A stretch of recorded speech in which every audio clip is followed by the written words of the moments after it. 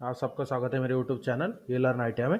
जैसे कि यहाँ पर आप देख सकते हैं, आज का जो हमारा वीडियो है DRDO 1000 टेक्नीशियन ये MCQ। तो इसमें हम आपको टर्नर फिटर मशीनिस्ट का 1000 क्वेश्चन सॉल्व करके देंगे। जो यहाँ पर आप देख सकते हैं कि DRDO 1000 क्वेश्चन के PDF भी आपको इस वीडियो के अंत में देंगे, तो वीडियो को लास्ट तक देखना ना भूलें। जो कि हमारा DRDO एग्जाम 6 जनवरी 2023 से स्टार्ट होने वाला है। इसके ऊपर पूरे जितने भी सिलेबस होते हैं, सिलेबस के पूरे इंपॉर्टेंट क्वेश्चन की PDF हम आपको वीडियो के अंत में देंगे। और जो भी मेरे चैनल पे नए हैं, मेरे चैनल को सब्सक्राइब करके बेल आइकन को दबाएं, ताकि मेरे वीडियो के नोटिफिकेशन आपको टाइम पर मिलते रहे। और इसी तरह के डेली हम आपको क्लास करवाएंगे DRDO के एग्जाम होने तक। तो वीडियो को अंत तक देखना ना भूलें। और वीडियो अच्छी लगे तो मेरे चैनल को सब्सक्राइब करें, शेयर करें और लाइक करना ना भूलें। स्टार्ट करते हैं आज का जो हमारा वीडियो है। Which one of the following is correct position of threading tool to cut V thread?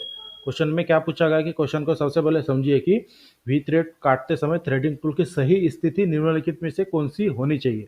जब भी हम लेथ मशीन के ऊपर V थ्रेडिंग करते हैं तो V थ्रेडिंग करते समय कटिंग टूल की सही पोजीशन क्या होना चाहिए, इसके बारे में पूछा गया है। तो इसके लिए पहला ऑप्शन है exactly at centre height of the workpiece with tool axis perpendicular to the workpiece axis. तो जो पहला ऑप्शन क्या बोला गया है कि exactly the centre height of the workpiece, मतलब सेंटर हाइट पे एकदम एक बराबर पे होना चाहिए कटिंग टूल, और जो एक्सिस के साथ पैरेलल भी होना चाहिए, जो आपके एक्सिस के साथ परपेंडिकुलर में भी होना चाहिए। दूसरा ऑप्शन है exactly at centre height of the workpiece with tool axis at 60 degree to the workpiece axis.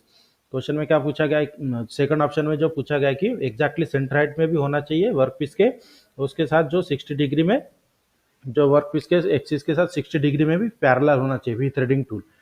तीसरा ऑप्शन है exactly at centre height of the workpiece with tool axis at 45 degree to workpiece. जो तीसरा option है, तीसरा option में भी यही बोला कि एग्जैक्टली सेंटर हाइट में होना चाहिए जॉब के, और जॉब के साथ वो 45 डिग्री के को एंगल में बना होना चाहिए। और चौथा ऑप्शन है exactly at centre height of the workpiece with tool axis at 30 degree to the workpiece axis. चौथा ऑप्शन में क्या बोला गया है कि चौथा ऑप्शन में यही बोला गया कि exactly cutting tool centre height में होना चाहिए जॉब के एकदम, और उसके जॉब के साथ 30 डिग्री की 30 डिग्री के एंगल में सेट होना चाहिए। तो क्वेश्चन में क्या पूछा गया था कि जब हम थ्रेडिंग करते हैं तो वी टूल को सेट करने के लिए, भी थ्रेडिंग टूल को सेट करते समय सही स्थिति क्या होना चाहिए, यही क्वेश्चन में पूछा गया था। तो इसका जो सही आंसर है यहाँ पर आप देख सकते हैं ऑप्शन नंबर ये जो बोला गया कि exactly at centre height to the workpiece with tool axis perpendicular the workpiece axis. जो क्वेश्चन में जो क्वेश्चन हमारा पूछा गया था कि वर्कपीस एक्सिस के लंबवत उपकरण अक्ष के साथ वर्कपीस के केंद्र की हाइट पर होना चाहिए। और अगर हम भी थ्रेडिंग टूल कर रहे हैं तो जैसे कि यहाँ पर आप देख सकते हैं जो ऑप्शन में बताया गया था कि ऑप्शन ए में सेंटर हाइट में भी होना चाहिए और परपेंडिकुलर, वो जो आपके साथ परपेंडिकुलर में भी उसके एक्सिस के साथ होना चाहिए। अगर वी थ्रेडिंग टूल के सहायता से अगर हम वी थ्रेडिंग कर रहे हैं तो 60 डिग्री में भी होना बहुत ही इंपॉर्टेंट है, ये ध्यान में रखना है जो सेकंड ऑप्शन में दिया गया है। लेकिन इस क्वेश्चन को प्रैक्टिकली आपको अगर देखना है तो जैसे हम वी थ्रेडिंग टूल की अगर थ्रेडिंग कर रहे हैं तो इसका वीडियो मेरे चैनल पे है, वहां से आप देख सकते हैं इसका practically. Next question, which among the following statement is suitable to get a better finish by turning. Question में क्या पूछा गया कि निम्नलिखित में से कौन सा कथन घुमाकर बेहतर फिनिश प्राप्त करने के लिए उपयुक्त है। मतलब टर्निंग करते समय अगर हमें अच्छी फिनिशिंग लाना है तो उसके लिए कौन सा स्टेटमेंट सही होना चाहिए, यही क्वेश्चन में पूछा गया है। इसके लिए पहला option increase the speed and feed, मतलब स्पीड को भी बढ़ाना है और फीड को भी बढ़ाना है। या फिर दूसरा ऑप्शन है reduce the speed and feed, मतलब स्पीड को भी कम कर देना है और फीड को भी कम कर देना है।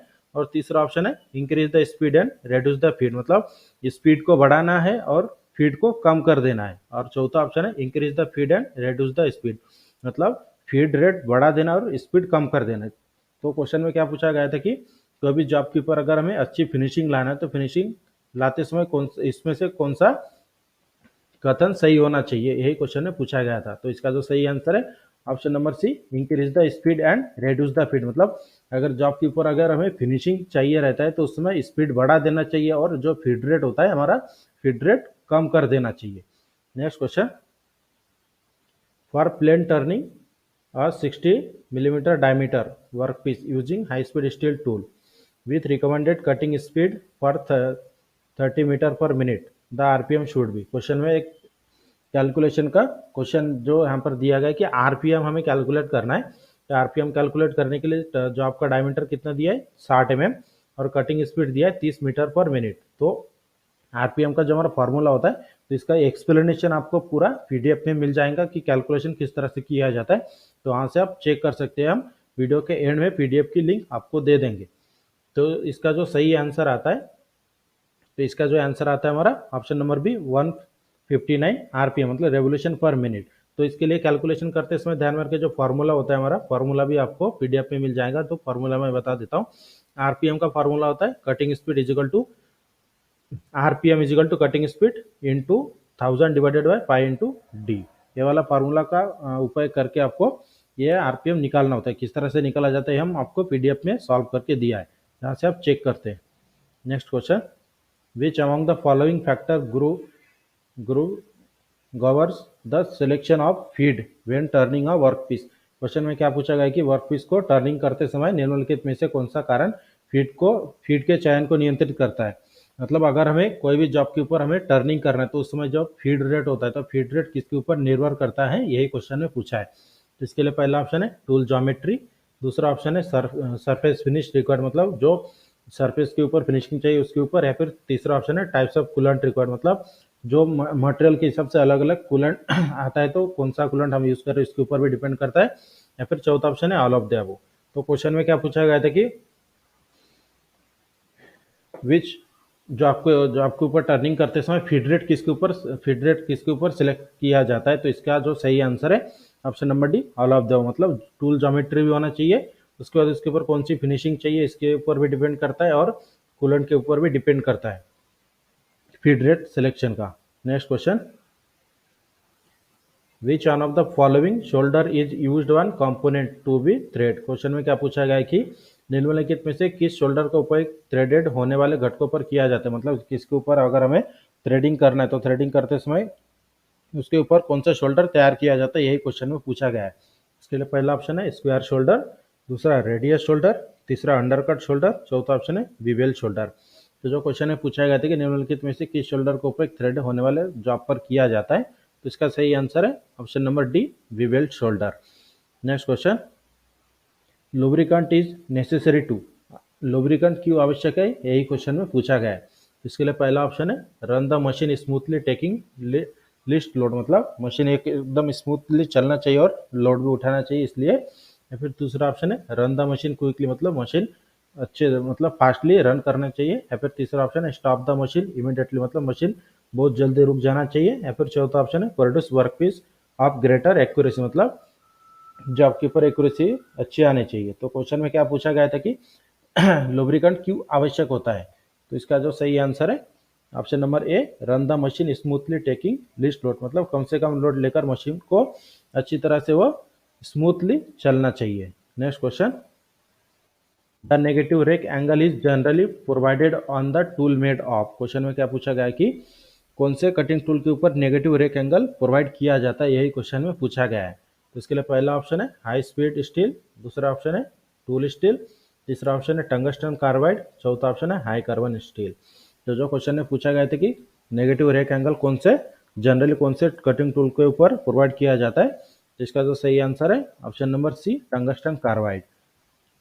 वीडियो को अंत तक जरूर देखें, हम लास्ट में इसका 1000 क्वेश्चन का पीडीएफ आपको लिंक में दे देंगे, वहाँ से आप चेक कर सकते हैं।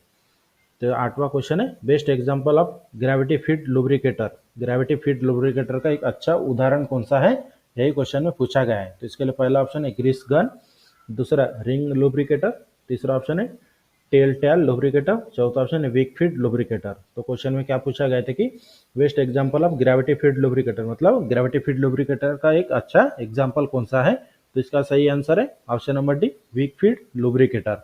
Next question, which one of the following combination of movement is used to turn a ball on a center lathe with single point cutting tool। Centre lathe machine पर सिंगल पॉइंट कटिंग टूल की सहायता से अगर हमें ball turning कर रहा है तो कौन से दो पार्टों का कॉम्बिनेशन में मूवमेंट होना चाहिए, यही क्वेश्चन में पूछा गया है।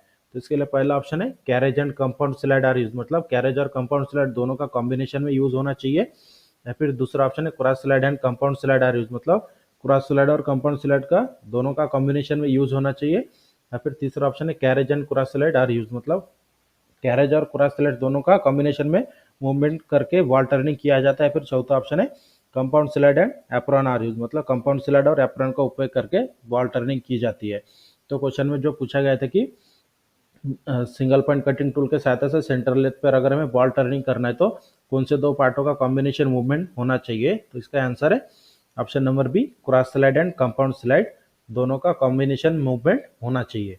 Next question, state the direction of rotation of the job and lead screw while cutting left hand thread viewing from tailstock and clockwise anti clockwise. Question में क्या पूछा गया कि टेलीस्टॉक ओर से देखने वाले बाएं हाथ के थ्रेड को काटते समय जॉब और लीड स्क्रू की रोटेशन की दिशा क्या होती है, यही क्वेश्चन में पूछा गया है। क्लॉकवाइज और एंटी क्लॉकवाइज दिशा क्या होता है लेफ्ट हैंड थ्रेड कटिंग करते समय, तो इसके लिए पहला ऑप्शन है both the job and lead screw rotate clockwise, मतलब जॉब और लीड स्क्रू दोनों क्लॉकवाइज घूमते हैं। या फिर दूसरा ऑप्शन है both the job and lead screw rotate anti clockwise, ACW मतलब एंटी क्लॉकवाइज, मतलब जॉब और लीड स्क्रू एंटी क्लॉकवाइज में घूमते हैं।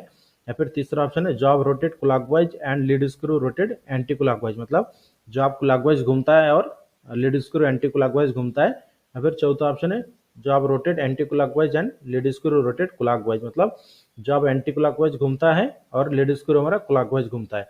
तो क्वेश्चन में क्या पूछा गया था कि अगर हमें लेफ्ट हैंड थ्रेडिंग की कट करना है, लेफ्ट हैंड थ्रेड कट करना है, तो उस समय टेलेस्टॉक के तरफ से अगर हम देखते हैं तो उसका मूवमेंट क्या होता है कि क्लॉकवाइज और एंटी क्लॉकवाइज क्या किस तरह से होता है, यही क्वेश्चन में पूछा गया है।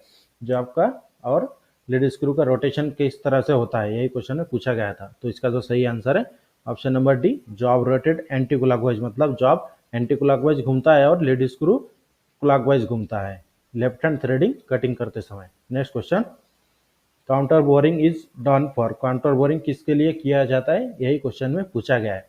इसके लिए पहला ऑप्शन है डेवरिंग होल एंड, मतलब जो ड्रिलिंग करने के बाद होल के ऊपर जो बर्स आते हैं उसको मिटाने के लिए। या फिर दूसरा ऑप्शन है एनालार्जिंग होल टू करेक्ट साइज, मतलब होल का साइज बढ़ाया जाता है एक करेक्ट साइज पर। या फिर तीसरा ऑप्शन है फिनिशिंग कोड होल, और चौथा ऑप्शन है अकोमेंडिंग सॉकेट हेड स्क्रू, या फिर सॉकेट हेड स्क्रू के लिए काउंटर बोर किया जाता है। तो जो क्वेश्चन में पूछा गया था कि काउंटर बोर हम किस लिए करते हैं, तो इसका जो सही आंसर है option number D, accommodating socket head screw, मतलब सॉकेट हेड स्क्रू किसे बोलते हैं, जैसे मान लीजिए कि अगर कोई एलन के बोल्ट हमें फिट करना है तो उस समय काउंटर बोरिंग करके एलन के बोल्ट का जो हेड होता है, हेड अंदर तक जॉब के पैरेलल हो, जॉब का ऊपर का सरफेस पैरेलल होने तक इसके जॉब के ऊपर काउंटर बोर किया जाता है, जिससे जो सॉकेट हेड स्क्रू होता है इसका हेड ऊपर में नहीं आता है, सरफेस के लेवल होता है, इसलिए काउंटर बोरिंग किया जाता है। Next question, fine finishing is done by feeding the tool, cutting tool की फीड किस तरह से सेट करके फाइन फिनिशिंग फेसिंग की जाती है। क्वेश्चन में क्या पूछा गया कि फाइन फेसिंग, फिनिशिंग नहीं है, क्वेश्चन में फेसिंग के बारे में पूछा गया है कि अगर हमें अच्छी फिनिशिंग के साथ अगर हमें फेसिंग करना है तो उसका फीड, कटिंग टूल का फीड किस तरह से होना चाहिए, यही क्वेश्चन में पूछा है।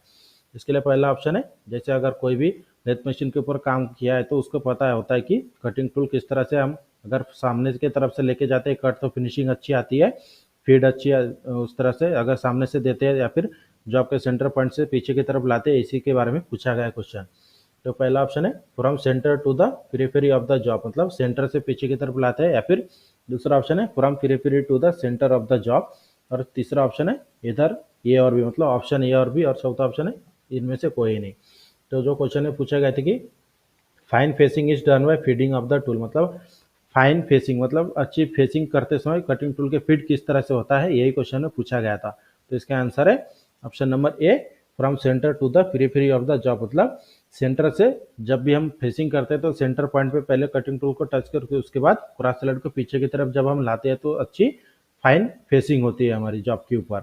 नहीं तो कभी कभी क्या होता है अगर हम सामने की तरफ से कटिंग टूल को अगर लेके जाते हैं तो उस समय जॉब के ऊपर कॉनकेव या फिर कॉन्वेक्स फेस हो जाता है, इसके लिए सेंटर पॉइंट से ही कटिंग टूल को पीछे की तरफ लाने पर ही फाइन फेसिंग होती है। Next question, which one of the following types of chips is found while turning cast iron. Question में क्या पूछा गया कि कास्ट आयरन को टर्निंग करते समय निम्नों में से किस प्रकार की चिप्स निकलती है, यही क्वेश्चन में पूछा गया है।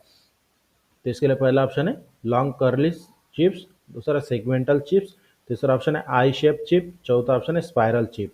तो क्वेश्चन में क्या पूछा गया था कि कास्ट आयरन की टर्निंग करते समय निम्न में से किस प्रकार की चिप्स निकलती है, यही क्वेश्चन में पूछा था। तो इसका जो सही आंसर है option number B segmental chips. Cast iron की जब हम कोई भी टर्निंग करते हैं तो उसके ऊपर सेगमेंटल टाइप के चिप्स तैयार होते हैं। Next question, while step turning it is prefer to turn first.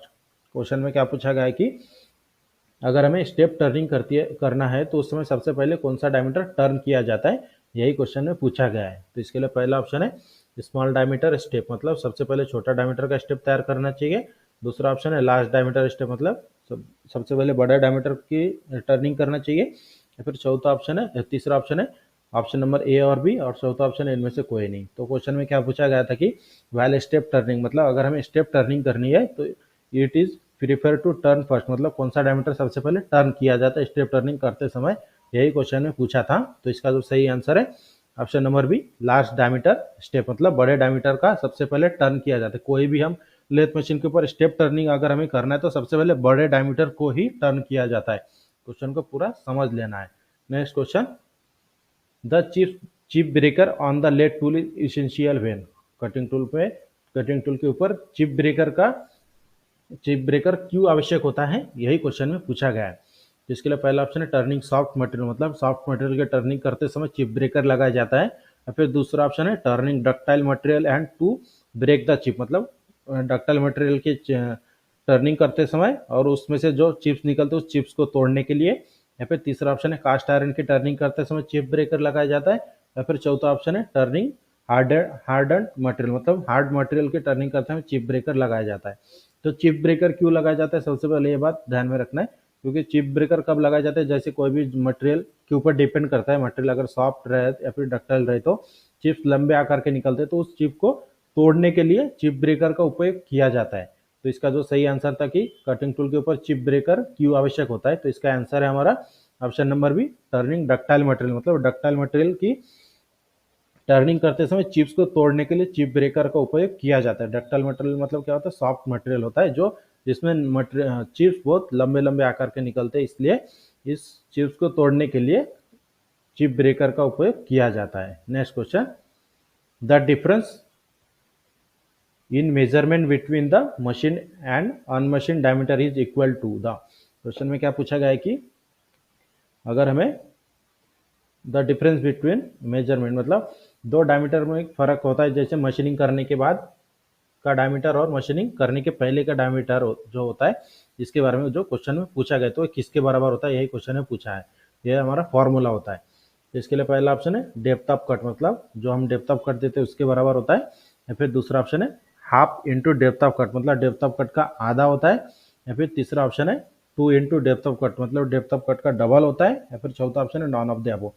तो क्वेश्चन में क्या पूछा गया था कि the difference in measurement between the machine and unmachine diameter, machining diameter और अनमशीनिंग डायमीटर के डिफरेंस के बारे में पूछा गया कि किसके बराबर होता है। तो इसका जो सही आंसर है option number C 2 into depth of cut, मतलब डेप्थ ऑफ कट जो भी लगाते इसका डबल होता है। मतलब जैसे हर एक अनमशीन जॉब का डायमीटर है, मान लीजिए कि एक अनमशीन जॉब है जिसके डायमीटर अगर 40 रहा तो उसके ऊपर अगर हम 1 mm का कट लगाते हैं तो उसका कट कितना हो जाता है, जैसे डेप्थ ऑफ कट हमने 1 mm दिया तो वो 2 mm का कट करता है। क्यों, क्योंकि जॉब हमारा होता है राउंड शेप में घूमता है, वन साइड से हम कट करते हैं, लेकिन राउंड शेप में घूमने की वजह से वो दोनों तरफ से कट होता है, इसलिए इसका जो फॉर्मूला दिया था 2 into depth of cut. Next question, centre drill is should be done. Centre drill कौन से स्पीड पर की जानी चाहिए या फिर उसका कितना फीड होना चाहिए, इसके बारे में पूछा गया इस क्वेश्चन में कि सेंटर ड्रिलिंग रिक्त स्थान पर किया जाना चाहिए कौन से स्पीड पर या फिर कौन से फीड पर किया जाना चाहिए, यही क्वेश्चन में पूछा है। इसके लिए पहला ऑप्शन है higher RPM with slower feed, मतलब आरपीएम बहुत ज़्यादा होना चाहिए रेवोल्यूशन पर मिनट और उसकी फीड रेट कम होनी चाहिए। या फिर दूसरा ऑप्शन है higher RPM with the higher feed, मतलब आरपीएम भी ज़्यादा होना चाहिए और फीड भी ज़्यादा होना चाहिए। या फिर तीसरा ऑप्शन है slower RPM with higher speed, मतलब आरपीएम कम होना चाहिए और फीड रेट ज़्यादा होना चाहिए। या फिर चौथा ऑप्शन है slower RPM and slower feed, मतलब आरपीएम भी कम होना चाहिए और फीड भी कम होना चाहिए।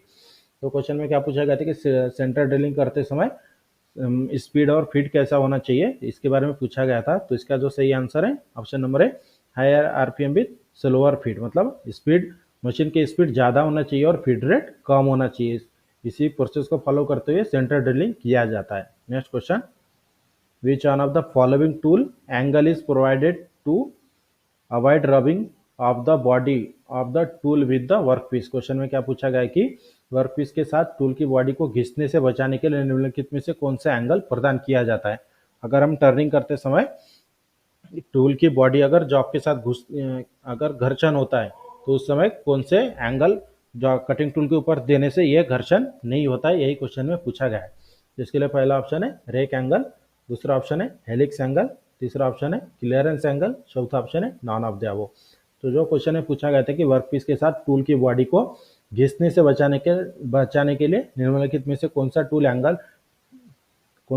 एंगल टूल पर प्रदान किया जाता है, तो इसका जो सही आंसर है option number C clearance angle. जब भी कभी हम कोई भी कटिंग टूल को ग्राइंडिंग करते हैं तो उसमें फ्रंट क्लियरेंस एंगल देना बहुत जरूरी होता है। क्यों? क्योंकि जब हम कटिंग टूल से कटिंग करते हैं तो सिर्फ कटिंग एज ही जॉब के साथ टच होना चाहिए, बाकी नीचे वाला जो हमारा फ्रंट वाला भाग होता है टच नहीं होना चाहिए, जिससे जॉब के ऊपर घर्षण तैयार होता है। तो इससे बचने के लिए क्या किया जाता है, क्लियरेंस एंगल दिया जाता है, जिसे बोला जाता है front clearance angle. Next question, which one of the following is the reason for turn thread while thread cutting on the lathe. Question में क्या पूछा गया है कि लेथ मशीन पर थ्रेड काटते समय थ्रेड के फटने का कारण निम्नलिखित में से कौन सा है, मतलब थ्रेड टूट जाता है, टर्न हो जाता है, इसका कारण क्या होता है, यही क्वेश्चन में पूछा गया है। तो इसके लिए पहला ऑप्शन है ब्लंट टूल, मतलब टूल का धार बैठ जाना, दूसरा ऑप्शन है हेवी डेप्थ ऑफ कट, मतलब डेप्थ ऑफ कट ज़्यादा हो जाना, तीसरा ऑप्शन है इनसफिशियंट साइड क्लियरेंस, मतलब साइड क्लियरेंस इनसफिशियंट है, और चौथा ऑप्शन है एनी ऑफ द अबव। तो क्वेश्चन में क्या पूछा गया था कि लेथ मशीन पर थ्रेडिंग करते समय थ्रेड के फटने का कारण निम्नलिखित में से कौन सा है, तो इसका जो सही आंसर है option number D any of the, मतलब मेन रीजन इसका जो सही, ये तीनों कारण हो सकता है। अगर कटिंग टूल ब्लंट हो जाता है, या फिर हैवी डेप्थ ऑफ कट देते हैं, या फिर इनसफिशिएंट साइड क्लियरेंस देते हैं, तो ये तीनों कारण हो सकता है। अगर हम थ्रेडिंग करते हो तो थ्रेडिंग करते समय जो थ्रेड हमारा होता है वो फट जाता है, इसका कारण ये तीनों भी हो सकता है। Next question, the best example for semi liquid lubricant. Semi liquid lubricant का एक बेस्ट एग्जाम्पल कौन सा है निम्नलिखित में से, यही क्वेश्चन में पूछा गया है। तो जो लुब्रिकेंट होते हैं वो तीन प्रकार के होते हैं, लिक्विड, सेमी लिक्विड और सॉलिड। तो सेमी लिक्विड का एग्जाम्पल पूछा गया है, जिसके लिए पहला ऑप्शन है ग्रीस, दूसरा कैस्टर ऑयल, तीसरा ऑप्शन है ग्रेफाइट, चौथा ऑप्शन है लार्ड ऑयल। तो क्वेश्चन में क्या पूछा गया था कि सेमी लिक्विड लुब्रिकेंट का सबसे अच्छा उदाहरण कौन सा है, तो इसका जो सही आंसर है option number A grease. Next question, which among the following statement in respect of thread cutting is not correct. Thread cutting के संबंध में निम्नलिखित में से कौन सा कथन सही नहीं है, यही क्वेश्चन में पूछा गया है। तो इसके लिए पहला ऑप्शन है threading tool are checked for accuracy for the 60 degree angle by using centre gauge, मतलब थ्रेडिंग टूल का एंगल हमें चेक कर लेना चाहिए सेंटर गेज की सहायता से 60 डिग्री में है क्या नहीं। फिर दूसरा ऑप्शन है M10 into 1.25 mm pitch is a fine pitch thread, तीसरा ऑप्शन है M10 is a coarse pitch thread, और चौथा ऑप्शन है same tool is use for cutting external and internal thread. Question में क्या पूछा गया था कि थ्रेड कटिंग के संबंध में निम्नलिखित में से कौन सा कथन सही नहीं है। अगर हम थ्रेड कट कर रहे हैं तो जो चार ऑप्शन दिए इसमें से कौन सा ऑप्शन गलत है, यही क्वेश्चन में पूछा गया था थ्रेड कट करते समय। तो इसका जो सही आंसर है option number D, same tool is use for cutting external and internal thread, मतलब एक ही टूल की सहायता से एक्सटर्नल और इंटरनल थ्रेड कट कर रहे हैं, ये हमारा जो स्टेटमेंट है ये गलत है। क्यों? क्योंकि एक्सटर्नल और इंटरनल थ्रेड कट करने के लिए दो अलग अलग टूल की आवश्यकता होती है, जिसने थ्रेडिंग किया उन लोगों को पता है। Next question, while cutting internal thread on lathe with single point tool the spindle speed should be। Single point cutting tool के सहायता से अगर हमें इंटरनल थ्रेडिंग करना है तो मशीन का स्पीड कितना होना चाहिए, यही क्वेश्चन में पूछा गया है। इसके लिए पहला ऑप्शन है less than that for the plain turning operation, मतलब क्वेश्चन पहला ऑप्शन क्या पूछा गया कि less than that the plain turning operation के लिए जो हम स्पीड रखते हैं उससे कम होना चाहिए। दूसरा ऑप्शन है more than that for the plain turning operation, मतलब प्लेन टर्निंग करते समय जो स्पीड रखते हैं उससे ज़्यादा होना चाहिए, या फिर तीसरा ऑप्शन है equal to that from that for plain turning operation, मतलब प्लेन टर्निंग ऑपरेशन करते समय जो स्पीड रखते हैं हम उसी स्पीड पे ही इंटरनल थ्रेडिंग किया जाता है, या फिर चौथा ऑप्शन है नॉन ऑफ द अबव। तो क्वेश्चन में क्या पूछा गया था कि सिंगल पॉइंट टूल से लेथ पर इंटरनल थ्रेडिंग कट करते समय स्पिंडल स्पीड कितनी होनी चाहिए, यही क्वेश्चन में पूछा था। तो इसका जो सही आंसर है option number A, less than that for the plain turning operation. Plain turning operation करते समय जो हम स्पीड रखते हैं उससे कम होना चाहिए इंटरनल थ्रेडिंग कट करते समय। Next question, what effect change will occur to the tool geometry if the cutting tool is set below the center height on the lathe। Question में क्या पूछा गया कि ध्यान देना है क्वेश्चन के ऊपर, यदि कटिंग टूल को सेंटर के हाइट से नीचे सेट किया जाता है तो टूल ज्योमेट्री में क्या प्रभाव पड़ता है। क्वेश्चन बहुत ही इंपॉर्टेंट है कि अगर कोई भी हम ऑपरेशन जब हम लेथ मशीन के ऊपर करते हैं तो जो सेंटर हाइट सबसे पहले सेट करना इंपॉर्टेंट होता है। मेरे प्रैक्टिकल वीडियो है उसमें आप चेक कर सकते हैं। जो सेंटर हाइट हम सेट करते तो अगर उससे हम नीचे सेट करते तो जॉब के ऊपर क्या टूल ज्योमेट्री के ऊपर क्या प्रभाव पड़ता है, यही क्वेश्चन में पूछा गया है। तो इसके लिए पहला ऑप्शन है फ्रंट क्लियरेंस एंगल इंक्रीज, मतलब फ्रंट क्लियरेंस एंगल बढ़ जाता है। दूसरा ऑप्शन है फ्रंट क्लियरेंस एंगल कम हो जाता है। तीसरा ऑप्शन है front clearance angle remain the same, मतलब फ्रंट क्लियरेंस एंगल सेम ही रहता है। और चौथा ऑप्शन है front clearance angle become zero, मतलब फ्रंट क्लियरेंस एंगल जीरो हो जाता है। तो क्वेश्चन में क्या पूछा गया था कि यदि कटिंग टूल को लेथ सेंटर की हाइट से नीचे सेट करते हैं हम तो उस समय टूल ज्योमेट्री के ऊपर क्या प्रभाव पड़ता है। तो इसका जो सही आंसर है ऑप्शन नंबर ए, फ्रंट क्लियरेंस एंगल इंक्रीज, मतलब फ्रंट क्लियरेंस एंगल बढ़ जाता है अगर हम कटिंग टूल को सेंटर हाइट से नीचे सेट करते हैं तो। Next question, which among the following statement is correct. Question में क्या पूछा गया, निम्नलिखित में से कौन सा कथन सही है, यही क्वेश्चन में पूछा है। तो इसके लिए पहला ऑप्शन है during turning after giving on depth of cut the diameter is reduce equal to double the depth of cut, मतलब टर्निंग करते समय हम अगर एक डेप्थ ऑफ कट देते हैं तो उसका डायमीटर उसके डबल माइनस हो जाता है। या फिर दूसरा ऑप्शन है carbide tip tool can withstand shock load, मतलब कार्बाइड टूल शॉक लोड सहन कर सकता है। या फिर तीसरा ऑप्शन है when turning bigger diameter job the RPM is professionally increase, मतलब बड़े डायमीटर की जॉब की टर्निंग करते समय आरपीएम बढ़ा देते हैं। या फिर चौथा ऑप्शन है when turning smaller diameter job the RPM is professionally decrease, मतलब स्मॉल डायमीटर की मतलब छोटे डायमीटर का जॉब टर्निंग करते समय आरपीएम कम रखते हैं। तो क्वेश्चन में क्या पूछा गया था कि निम्नलिखित में से कौन सा कथन सही है। तो इसका जो सही आंसर है option number A, during turning after giving on depth of cut, मतलब टर्निंग करते समय जब हम एक डेप्थ ऑफ कट देते हैं तो उसका डायमीटर उसके डबल उसके जो हम डेप्थ ऑफ कट देते हैं उसके डबल माइनस हो जाता है। Next question, which one of the following statement is respect of eccentric turning is correct. Question में क्या पूछा गया है कि एक्सेंट्रिक टर्निंग के संबंध में निम्नलिखित में से कौन सा कथन सही है। अगर जब हम एक्सेंट्रिक टर्निंग करते हैं तो उस समय उस निम्नलिखित में से कौन सा कथन सही है, यही क्वेश्चन में पूछा गया है। इसके लिए पहला ऑप्शन है in an eccentric shaft the centre of the individual diameter are displaced, मतलब जो एक्सेंट्रिक शाफ्ट होता है इसमें अलग अलग जो सेंटर होता है वो डायमीटर का अलग अलग सेंटर हमें दिखाई देता है। या फिर दूसरा ऑप्शन है eccentric shaft can be turn by holding in the three jaw chuck, मतलब एक्सेंट्रिक शाफ्ट को हम थ्रीजा चक में होल्ड करके टर्न कर सकते हैं। या फिर तीसरा ऑप्शन है higher speed is choose for eccentric turning, मतलब बहुत ज़्यादा स्पीड में हम एक्सेंट्रिक टर्निंग कर सकते हैं। या फिर चौथा ऑप्शन है it is preferred to give more depth of cut in the beginning while turning an eccentric shaft, मतलब एक्सेंट्रिक शाफ्ट की हम टर्निंग करते हैं बिगिनिंग में हम ज़्यादा डेप्थ ऑफ कट देकर टर्न कर सकते हैं, चौथा ऑप्शन है।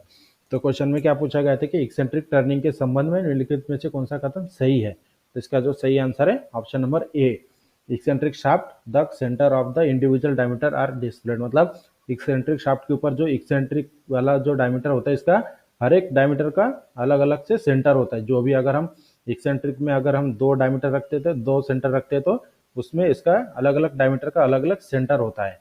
और इसी तरह से आज का जो हमारा क्लास था इसमें हमने आपको पूरा प्रैक्टिकली 25 क्वेश्चन इंपॉर्टेंट सॉल्व करके दिया है। और जैसे हमने स्टार्टिंग में बोला था कि हम आपको 1000 क्वेश्चन का पीडीएफ हम आपको देंगे, तो इस वीडियो के डिस्क्रिप्शन में आपको 1000 क्वेश्चन का पीडीएफ मिल जाएगा जहां से आप चेक कर सकते हैं, डाउनलोड करके पढ़ाई करने में बहुत आसानी होगी। और वीडियो हमारी अच्छी लगे तो हमारे चैनल को सब्सक्राइब करके बेल आइकन को दबाएं ताकि मेरी वीडियो की नोटिफिकेशन आपको टाइम पर मिलते रहे। और इसी तरह की डेली हम वीडियो आपको डीआरडीओ के एग्जाम होने तक करवाएंगे। और वीडियो अच्छी लगे तो मेरे चैनल को सब्सक्राइब करें, शेयर करें और लाइक करना ना भूलें।